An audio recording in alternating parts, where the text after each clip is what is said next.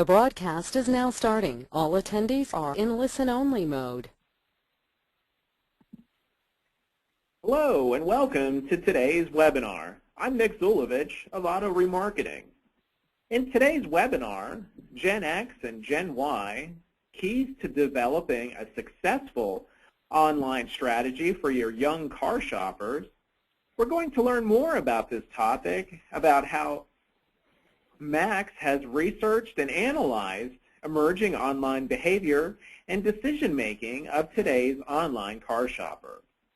Today's presenter is Patrick McMullen, the Vice President at Max. Patrick is focused on a single mission, helping your dealership achieve unprecedented success. But before we get started, I want to go over a few housekeeping items for today's webinar. Please make sure you've dialed in using the phone number provided in your communication email or are able to listen via your PC speakers. We are recording today's webinar and will make the recording and presentation available to you in the coming days. You will be in listen-only mode for this webinar, but we will reserve some time after Patrick's presentation for a Q&A session. You can submit your questions at any time through the questions box on the GoToWebinar control panel. If we aren't able to get to your question today, don't worry. We'll forward it on to Patrick and the team at Max so they can respond to you directly via email. Lastly, if you have any difficulty during the webinar, please click on the hand icon on the GoToWebinar control panel to alert a member of the team. So let's learn more about those keys to developing a successful online strategy for your young car shoppers with Patrick McMullen. Patrick, the show is now yours. Thank you, Nick. I appreciate that. So thank you, everyone, for joining us today. As Nick said, I am the Vice President of Max. Just a quick back story on who we are. So Max is just about a 2-year-old company. We launched at NADA 2011, and in just a short time, we've grown pretty rapidly. Over 1,500 franchise dealers across the country. So we're very proud of our success. And if at the end here, if you have any questions or, as Nick said, or want any additional information, we'll have some email addresses and phone numbers that you can call to get that. So let's go ahead and get started.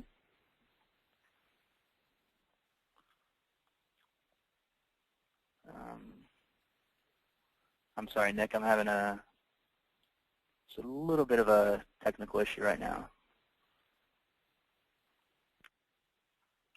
All right, there we go. So what are we going to discuss today? So we're going to talk about the evolution of young people's interest in cars and how that's changed over the years. We're going to discuss the digital decision journey process. So this is that research that we did, and we're going to dive deeply into this and do this overview on a consumer's digital decision journey and what that looks like. And we're going to discuss the role of mobile. What devices are consumers using, how they use it, and what they can do to leverage the playing field, and what you can do as dealers to leverage the playing field at your stores. And lastly, how dealers can increase their online conversion through what we call digital performance management. So I just wanted to take a moment and illustrate how big this market truly is and how big it's going to be in less than just 7 years. And you can see here baby boomers versus Gen X, Gen Y. By 2020, it's estimated that there'll be 120 million Gen X, Gen Y people in the United States. So that's almost doubled from the baby boomers. And then in 2011, new vehicle intenders, you can see here that in 2008, the baby boomers were at 33%, and in 2012, it slid down to 30%, versus the Gen X, Gen Y went the opposite direction. In 2008, only 55% of new vehicle intenders were Gen X, Gen Y, and that in 2012 increased to 63.2%. So it's anticipated that over the next 10 years, 40% of new cars will be sold and will be purchased by Gen X, Gen Y consumers. So this is a huge topic in the industry right now, and we've done this presentation at NADA and Digital Dealer and many other webinar forums, and we get great turnout every single time because this is such a huge topic in the industry right now. So let's go back in time. back before the internet, back before, back in the day, cars were once a cool technology that young people loved. I remember my father telling me stories where him and my grandfather would go to the local dealerships to look at the new makes and models that were coming out. They were big fanfares. They were big events with spotlights in the sky. Nowadays, the information age has introduced new technologies for younger people to obsess over. Now younger people are standing in line at the Apple store and getting the latest and greatest iPads or iPhones or Android devices. I remember my carrier just came out with an iPhone, so I went to upgrade for my BlackBerry finally, and there was a line out the door at 7:30 in the morning at a T-Mobile store right here in downtown Chicago. So now young people have more things to obsess over with the internet. And this is evident in this graph here. You can see that on the far left-hand side, those young people in 1983 that turned 16, the percent of people that went out and got their driver's license, it's over 50% in 1983 compared to 2010. It's less than 40%. It's somewhere around 32%. So as the internet age has evolved, younger people are driving less and less. I remember when I turned 16, I couldn't wait to drive. I was in the DMV the day I turned 16 to get my license, and that doesn't seem like it's the case nowadays with younger people. One of the reasons there's been a big influx to move to urban cities. I live here in Chicago, and the latest stats show that of the younger generation, these Gen X, Gen Yers, with incomes over $70,000, their public transportation use has doubled between 2001 and 2009. So people are relying more on buses and trains and cabs, and also car sharing programs. So this is Zipcar here. This is a very big thing in Chicago and other major markets where people are sharing cars now because they're not driving as much as they used to, and they don't need the vehicles on a daily basis. So companies like this are emerging all over the place, and Zipcar was actually just purchased by a large rental car company for a lot of money. So this is something that's not going away, that people see a future in.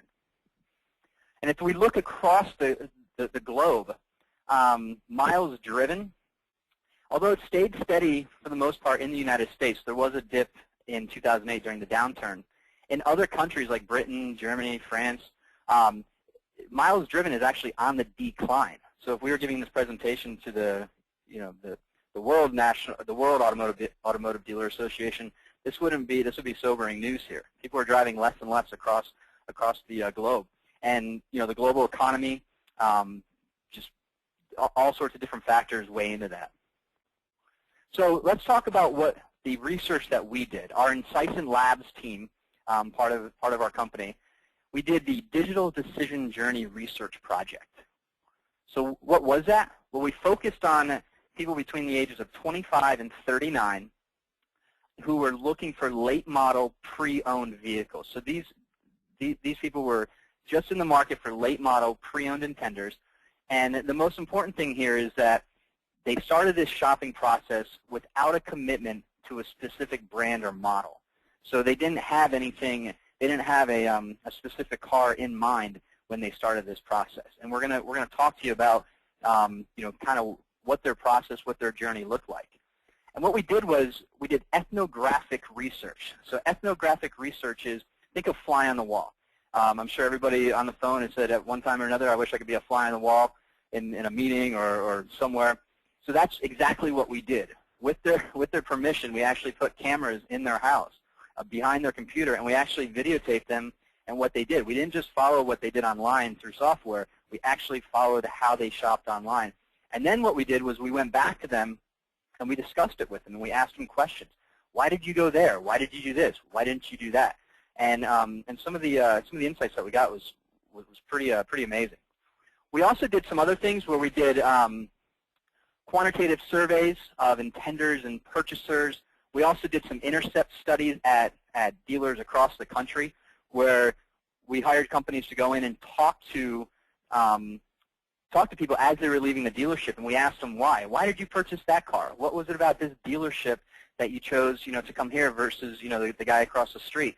What was it, where were you at online when you decided to actually come to the dealership? So we used, these intercept studies, and we also shared our findings and took some findings from McKinsey & Company. They did a new car shopper study, so we kind of collaborated with them and shared some of that information.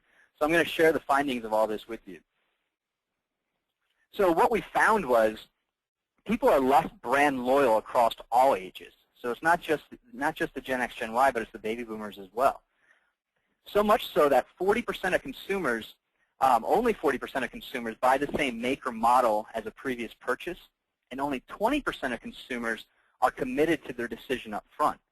So for you dealers on the line, this leaves a big section of purchasers that don't really have a clue of what they want, or they're not committed up front. So you have the ability to win them over and attract them to your dealership and sell them. So what was the biggest influence on what consumers bought? Well, the biggest influence was something they learned online. So 49% of the people that we interviewed said, it was something that I learned online, whether it's about that car or about that dealership, but it's the information that they gathered online, which isn't surprising when you look at 90% plus of people start their used car search online. So obviously it makes sense that it was something that they did throughout that research, and with them spending close to 15 hours online doing research before they end up at a dealership, you can really see why this isn't surprising that almost half of them decided on a vehicle or the dealership based upon their findings online. What was surprising, though, is that 21% of these people said it was something they learned from friends or family. So this was shocking to us, where the friends and family have a much bigger influence on what people are buying than what we thought. So I'm in this process now of looking for a new vehicle, and I'm looking to my friends that own vehicles similar to what I want, and I'm asking them, why did you choose that over something that I may be looking at, and trying to gather insights. I have 2 children, so my friends with kids, I'm asking them, hey, how is it with the kids? How do the seats hold up? How is the DVD player? How's the surround sound? So those are things that I'm in the process of doing right now. We were shocked that almost 25% of the people that bought did the same thing. 17% said it was something that the dealer actually did, or something they learned about the dealer specifically from them. And then 13% of these shoppers it was pre-existing knowledge. They knew something either about the dealership or about that vehicle, and that's what drove them to buy that vehicle.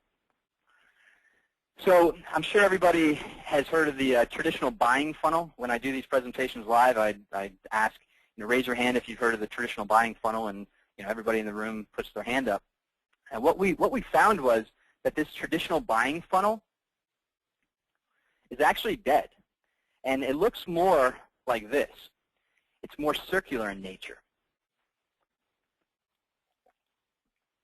So what we found was that customers come into this initial consideration set on the left-hand side, and from there, they come out and they start this active evaluation.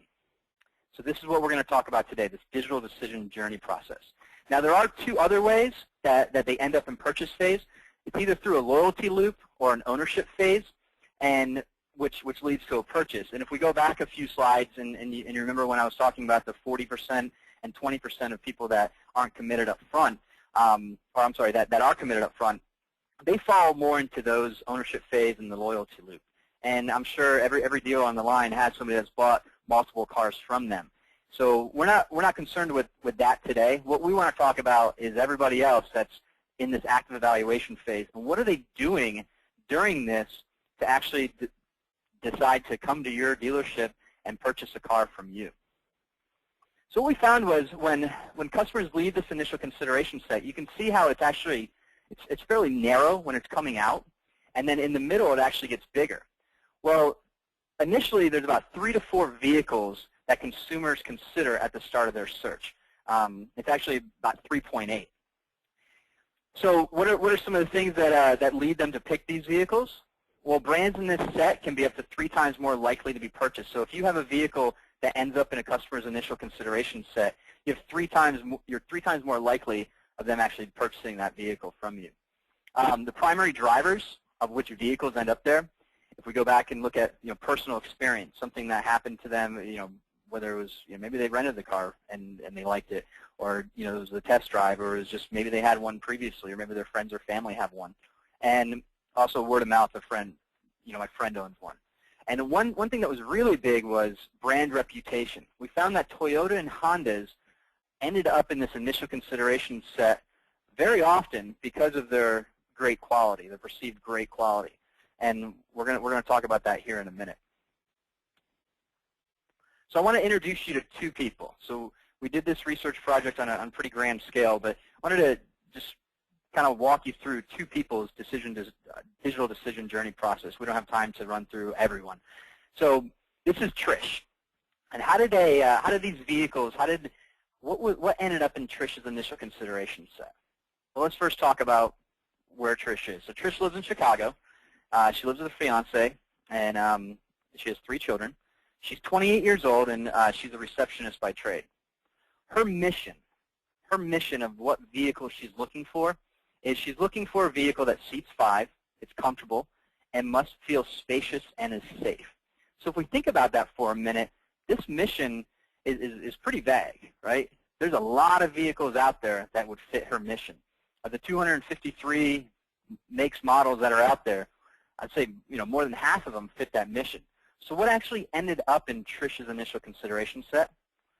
Well, an Acura MDX, a Kia sedan, and a Toyota sedan and crossover, which is pretty all across the board, right? There's really no rhyme or reason to, there's no consistency here of what she's looking at. One is an SUV, and then she has, sedans, and then she has some crossovers, so she's kind of all over the board. So why did she pick those? Well, she currently has a 2003 Kia Spectra, so that explains the Kia, and likes the Toyota and Kia because of their reliable. So if we go back a slide and we remember vehicles show up because of brand reputation, that's how Toyota and Kia ended up in her initial consideration set. She had a good experience with Kia, but she's also considering a Toyota because they're reliable. Unfortunately, she will not consider a Ford due to a bad past experience. And we talked about that. One of the major drivers is people's experience, past experience with a maker, a model, or a dealership. So she's not interested in a Ford. So you can kind of see how her mind is working. This is Sarah. So let's talk about Sarah and how did vehicles end up in Sarah's initial consideration set. So Sarah's engaged. She lives with her fiance in an apartment. She's 26 years old, and she's a photographer. Her mission. She is looking for a vehicle that is reliable. So once again, that reliability came into play. She lives in LA, so it's got to be good looking, and something that gets good gas mileage. So once again, there's many, many makes, models that would fit Sarah's mission. So what did she consider? Well, unlike Trish, she is a little bit more concise in what she's looking for. So Honda Civics, Hyundai sedans, and Toyota Corolla sedans. So Trish was kind of all over the board. If you remember, she had crossovers and SUVs and sedans, where Sarah, she wants a sedan. She wants something, she wants a car. She doesn't want an SUV or a truck. So during this initial consideration set, what were some of the activities that we found? Well, that traditional upper funnel activity of the buying funnel, where customers are going out or consumers are going out and they're researching and reading articles and using the web to research, we didn't really find that as typical user behavior. What we did find, however, was that people went straight to VIN-specific listings. So they went straight to inventory. They started virtually shopping you guys online. And where were some of the places that they went? Well, CarMax showed up a lot, Cars.com, Craigslist, and AutoTrader. So they were physically shopping the shelves, the online shelves out there. And one thing to point out is these searches were educational rather than predictors of purchase. So it was very, very rare for someone to, after this initial consideration set or this initial search, to run out and purchase a vehicle. They kind of stayed in that loop for a while, and they kept doing research and kept looking for evidence, which we'll talk about in a minute, kept looking for evidence on those vehicles on why they should purchase them. So as dealers, how can you end up in Sarah or Trisha's or anybody's initial consideration set? Well, good news and bad news. Bad news first. Dealers and manufacturers have very limited influence on that initial consideration set.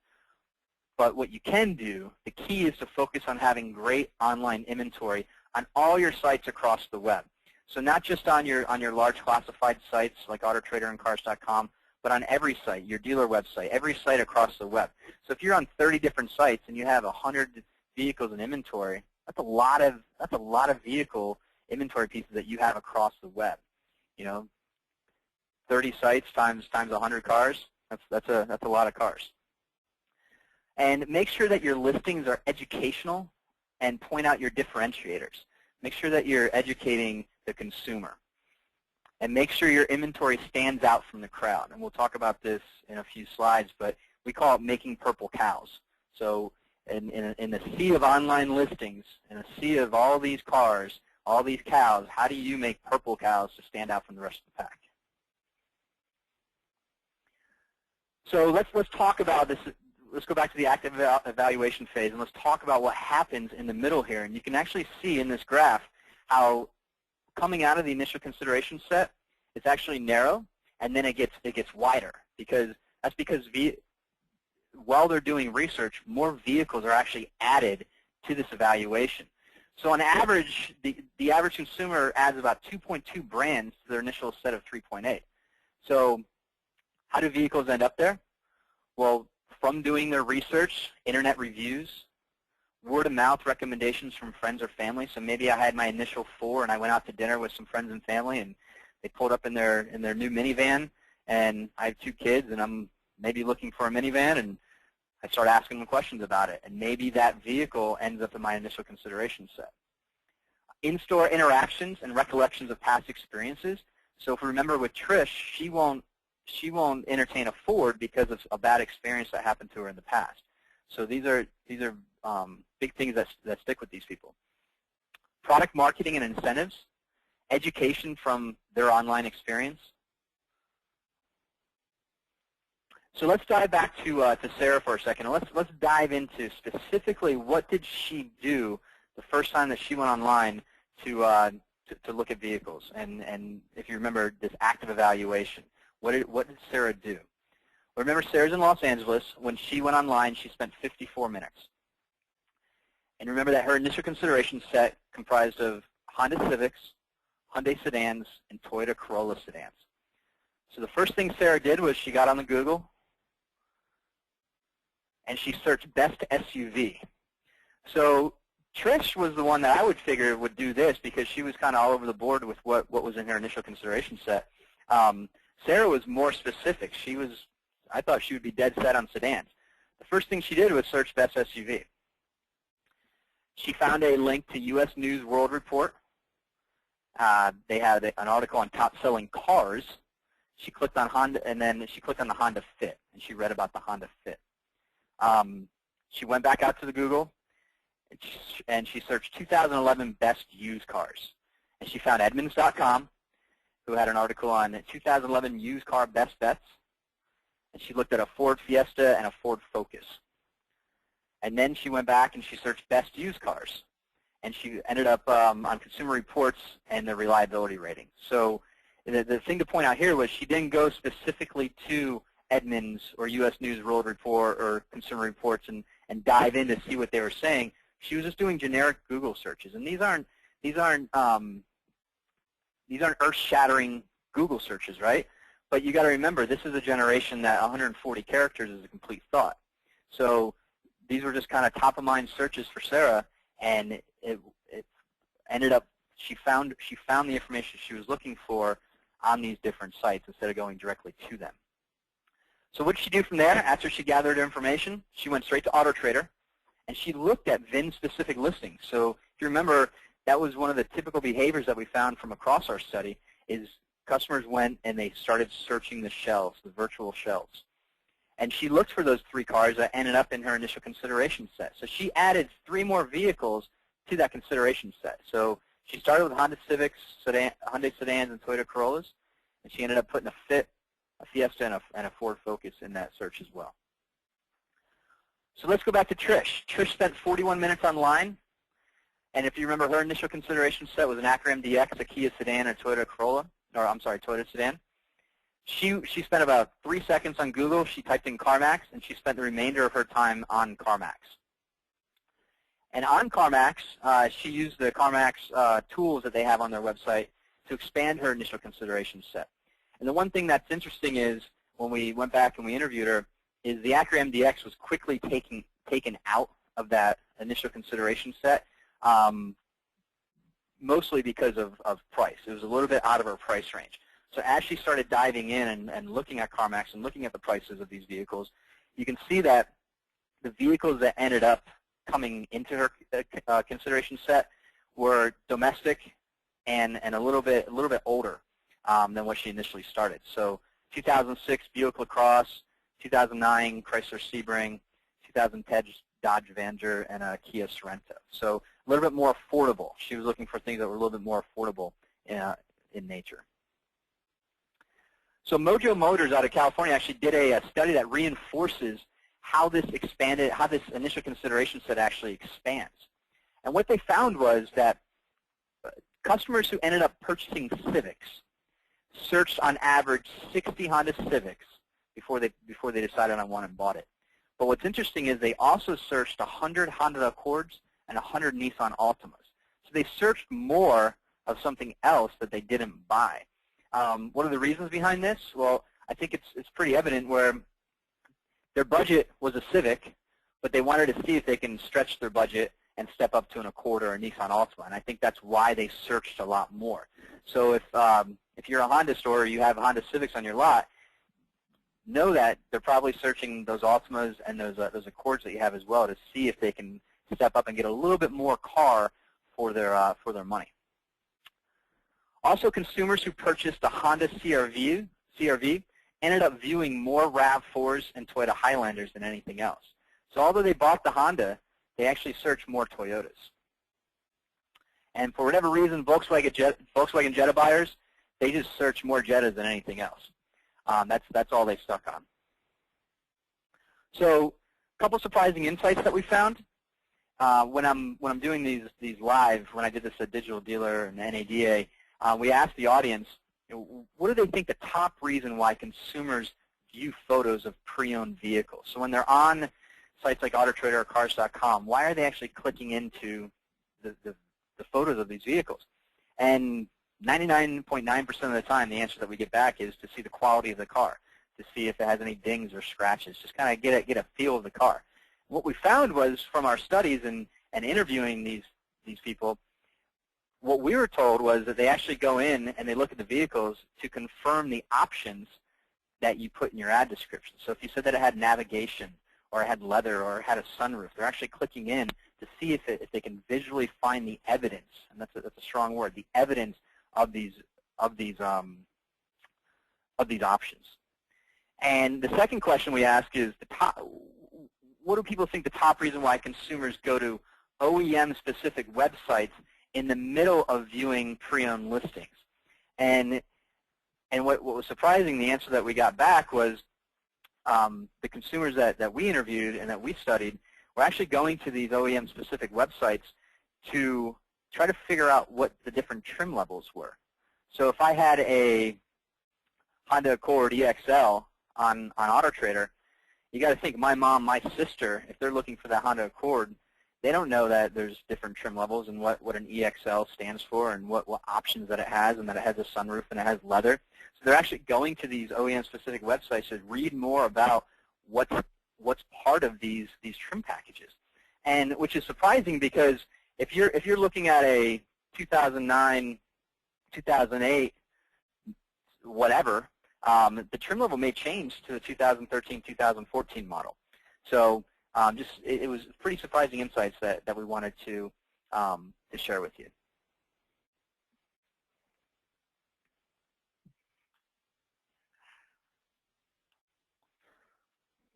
So when we did that intercept study, we asked these consumers, which sites were you on when you decided to actually come to the dealership, when you decided to actually come and look at this car and purchase this vehicle?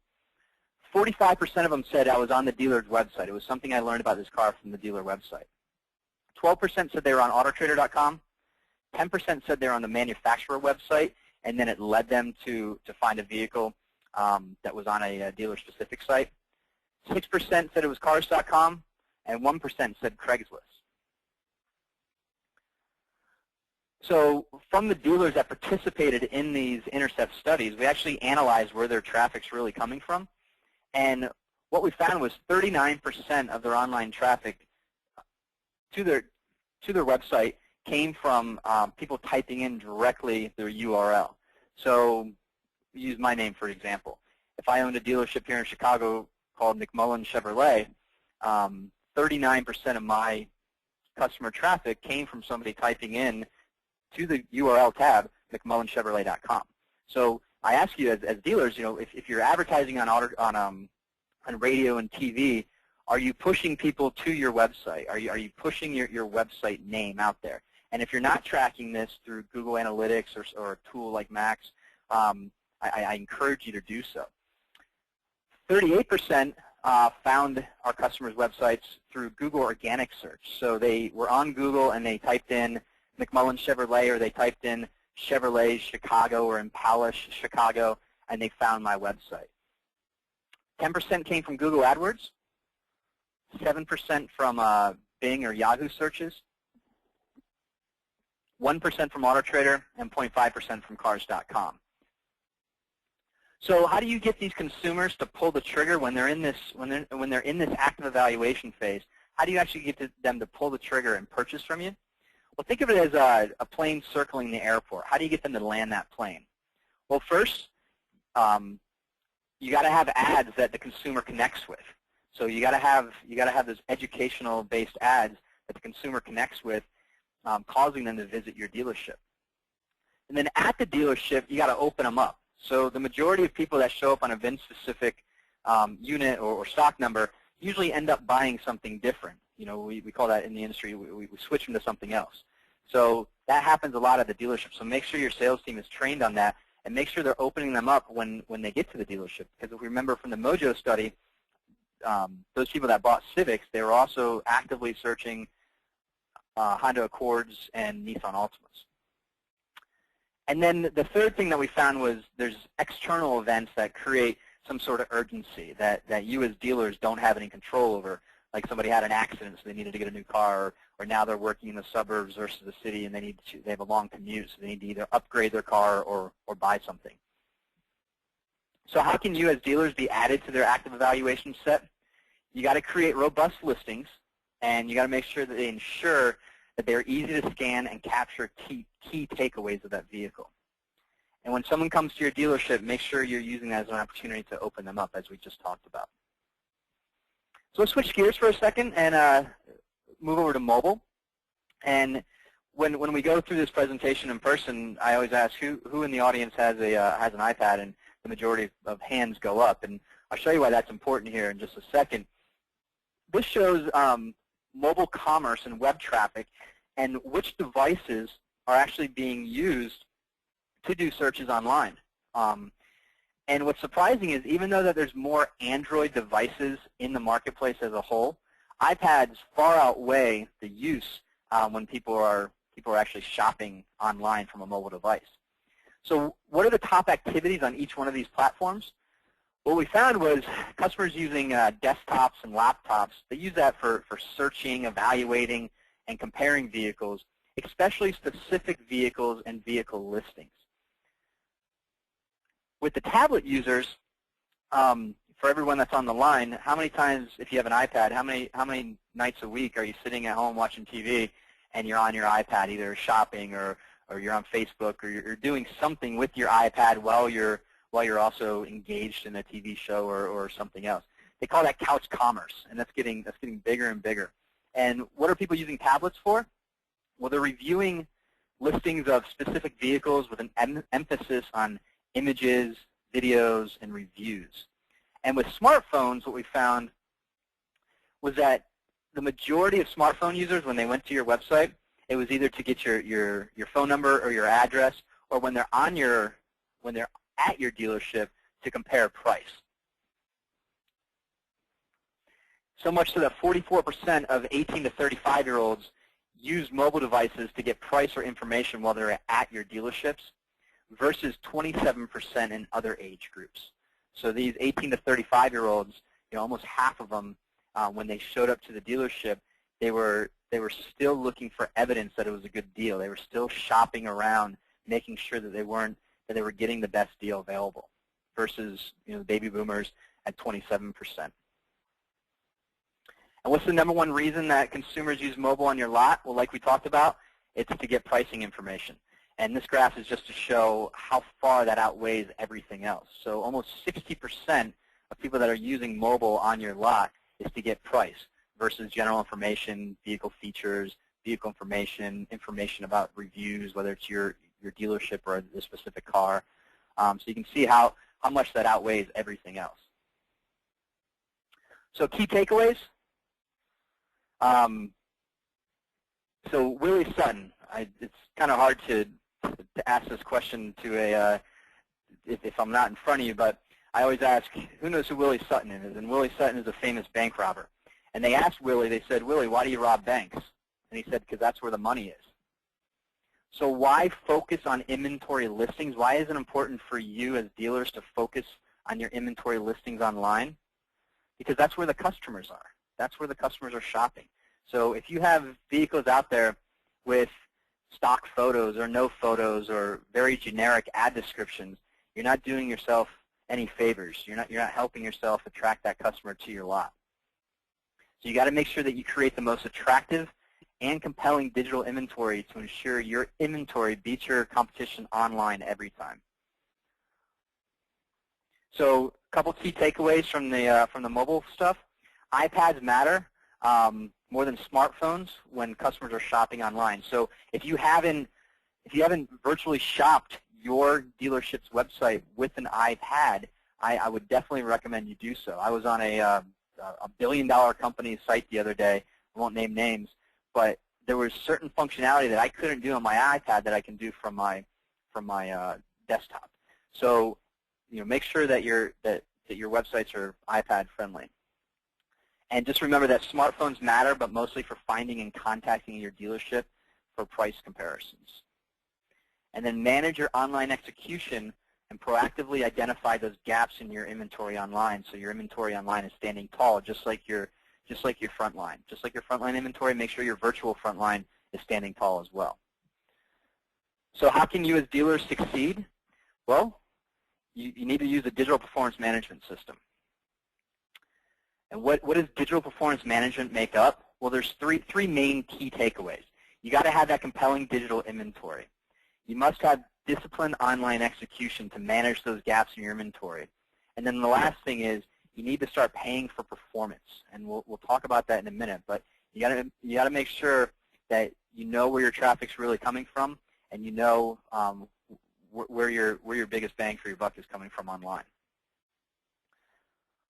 Because if you do all these three things successfully, it's only going to create more increased online conversion, which creates more traffic, which creates more sales, which creates more activity at the dealership. So let's start with compelling digital inventory. How do you do that? Well, if you have a company that distributes your inventory online currently, and the problem we found is these basic window stickers that they either print for you or you print through them. This is the information that's going online with your car. This is the information that my mom, my sister, has at their fingertips when they go to autotradercars.com.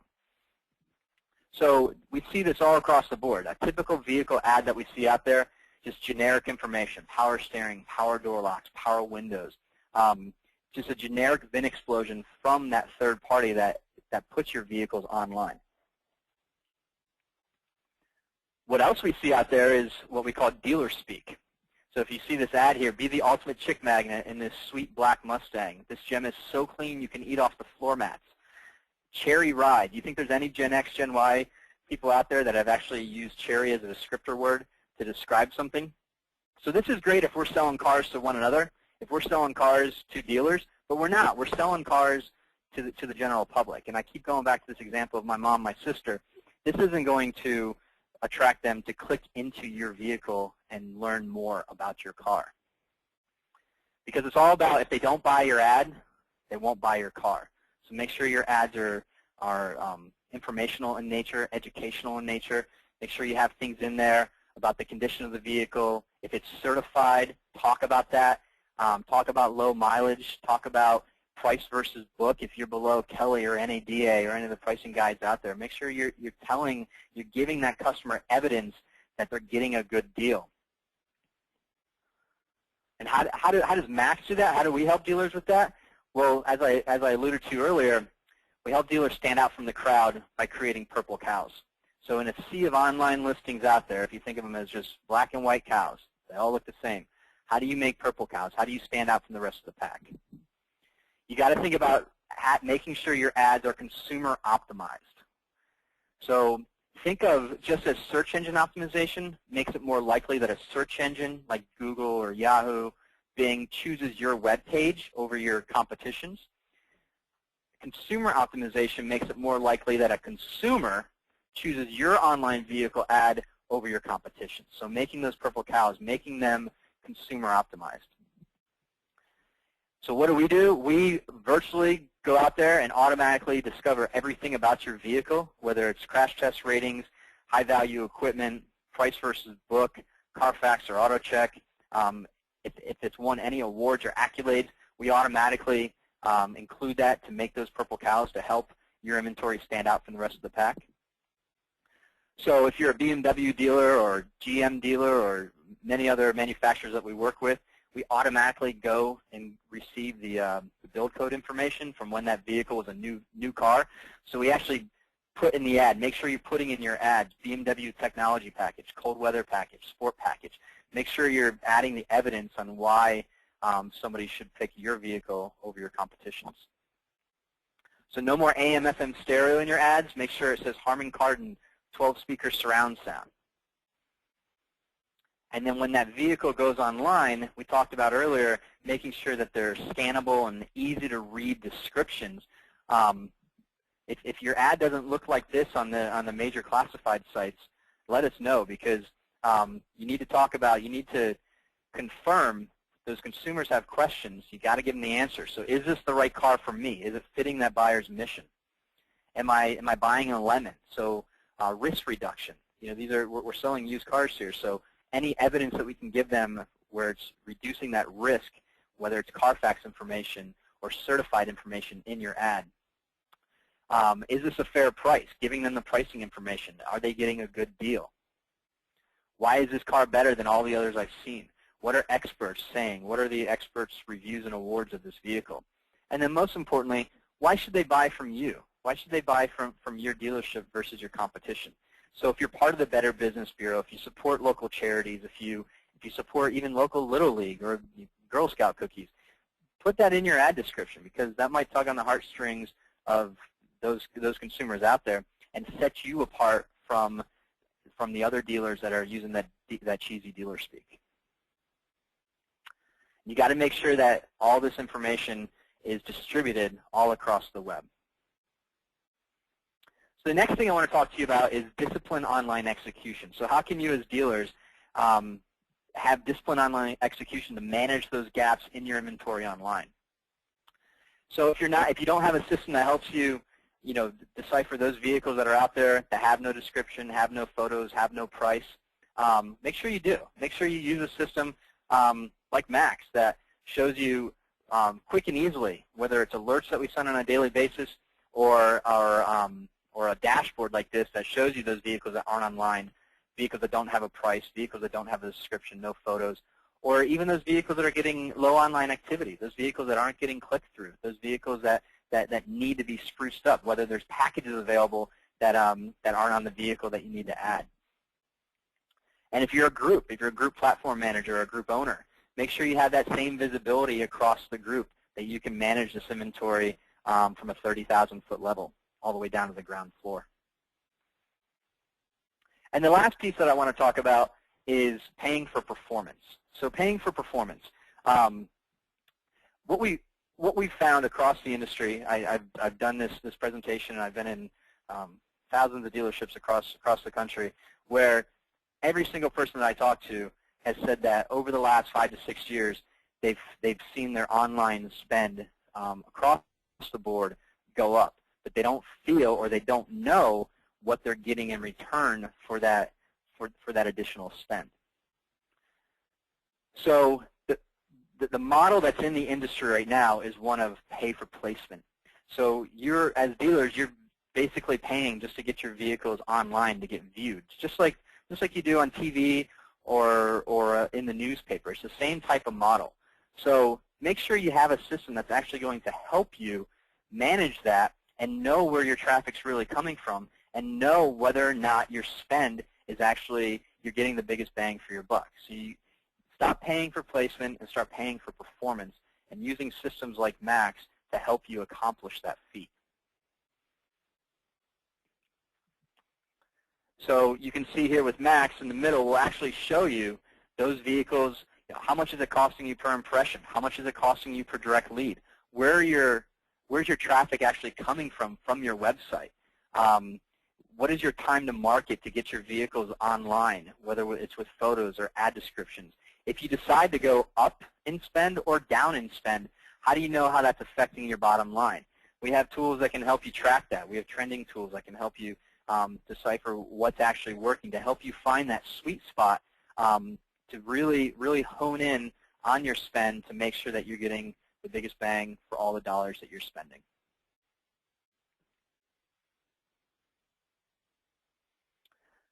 So once again, thank you for your time.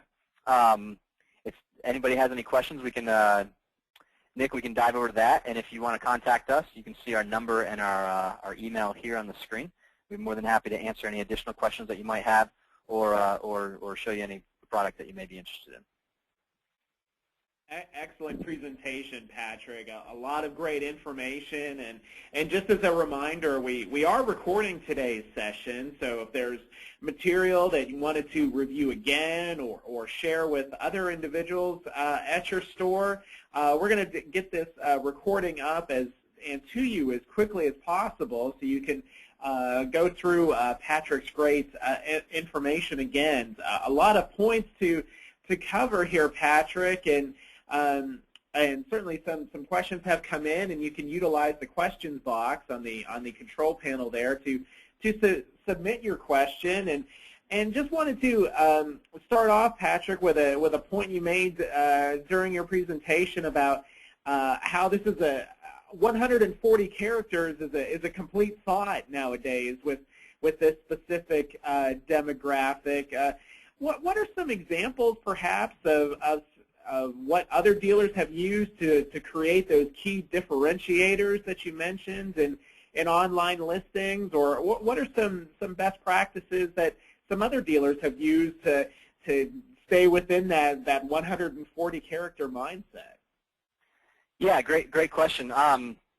You know, before we developed Max as a product that would do this for dealers automatically, we used to travel the country and do what we called COW workshops, consumer optimization workshops, where we would teach dealers how to actually do ads like this on their own. And I think the biggest thing is you got to really think about this format that we call MARC. So you got to make sure that your ads are addressing the mission of the buyer. So if it's a sport utility or a sports car or an SUV, make sure that you're addressing the mission of the buyer.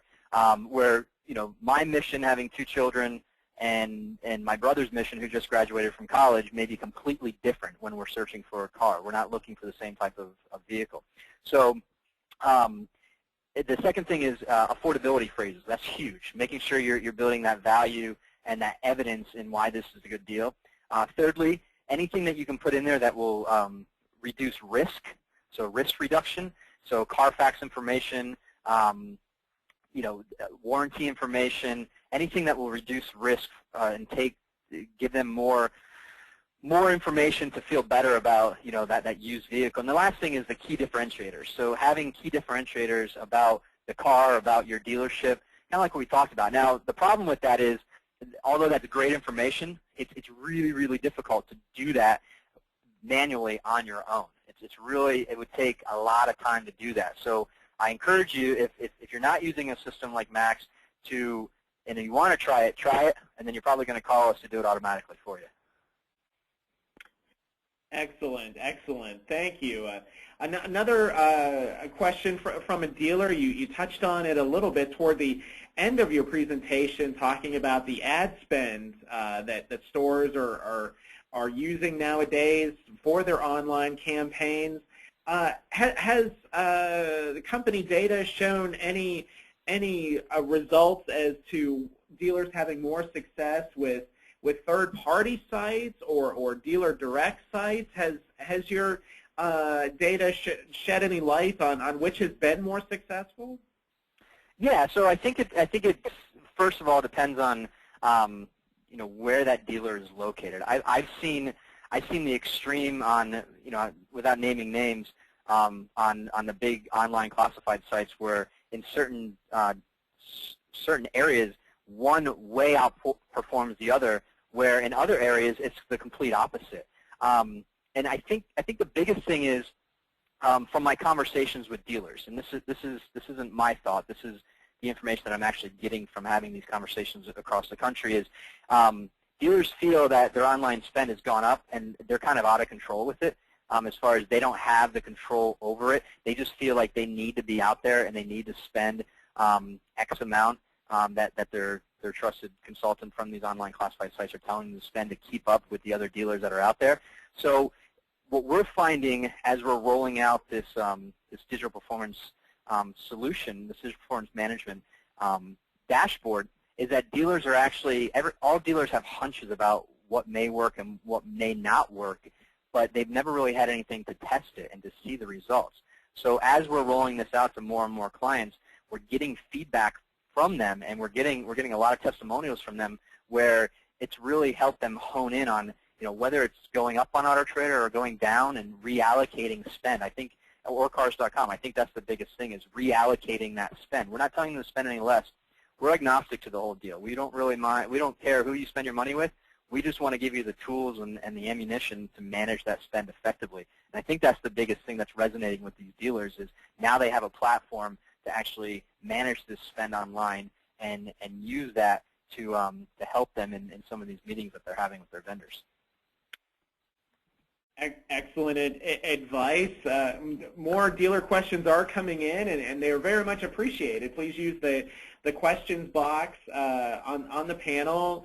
A couple dealer inquiries along the same lines, Patrick. I'll combine a couple of them here. Is what's been your assessment of the comparison between the pay-per-lead model versus subscription, excuse me, and what percent of a dealer's budget should be used for its digital campaigns? Kind of a two-part question. Which avenue has been more effective, and how much resources should a store dedicate to the digital space? Sure, excellent question.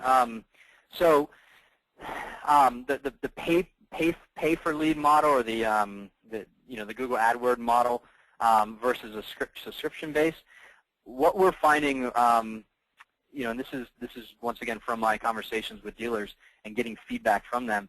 What we're finding is that they're getting more success on this pay-for-performance model, where, take Google for example. When you only pay Google when it actually performs for you. You only pay Google when a customer clicks on your AdWord or your link. That's when they charge you. They don't charge you just to be seen. And I think that's resonating with a lot of dealers. And they're not completely moving away from the subscription-based model, but I think they are starting to look at other avenues.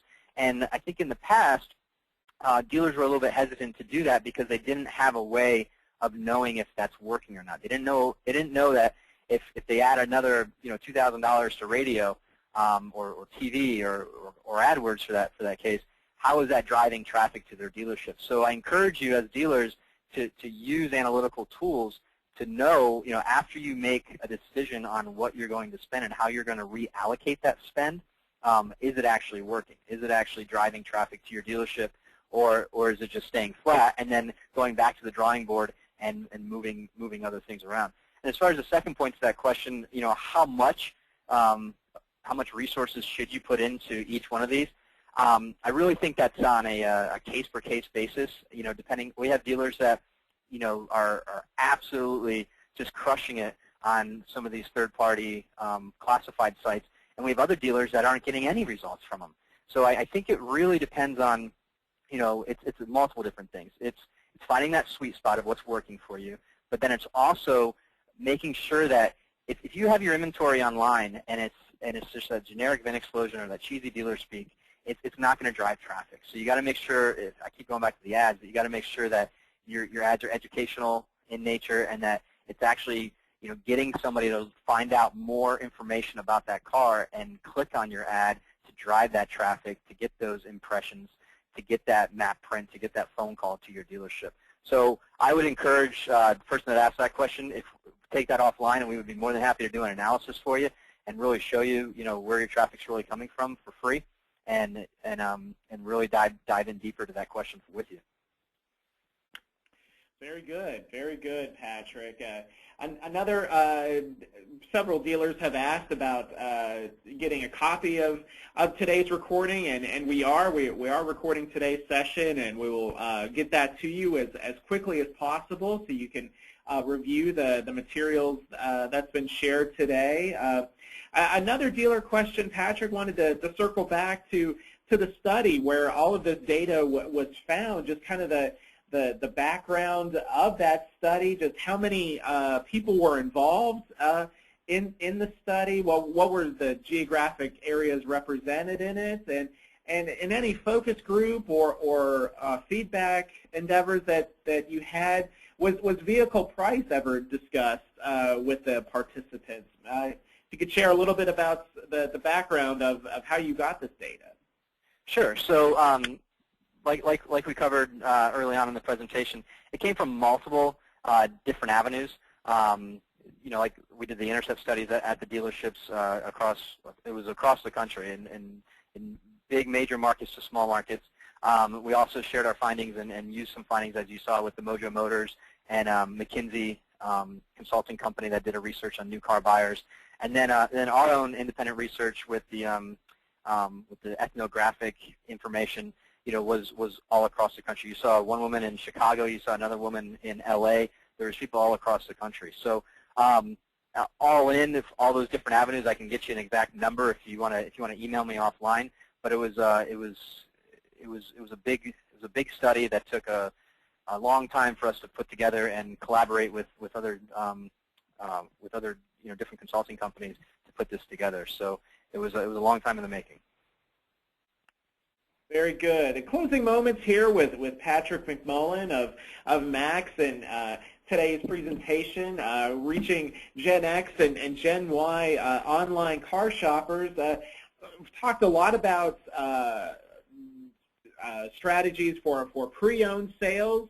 And one dealer was asking about strategy for new vehicle sales. How much or how different is a lot of these strategies that can be used on the new car side? Oh, most definitely. There's a much bigger movement to put new vehicles online, not just on your website, but on some of these third-party classified sites. And having that same type of information, that evidence on these vehicles is huge. Now, our research in this presentation was just on those late model pre-owned intenders, so we didn't really dive into a lot of research on the new car side. But Max does do the same thing to used vehicle ads that we do for used vehicle ads as we do for new cars, because we find that is very important. So if you wanted to email me offline, I'd be more than happy to share this study that McKinsey & Company did on new car vehicle intenders, and I can email that over to you, and we can discuss that in greater detail. Excellent, and Patrick has the contact information there on the screen. 888-282-1507 is the phone number, and sales@maxadsystems.com is the email address. And closing moments here, Patrick.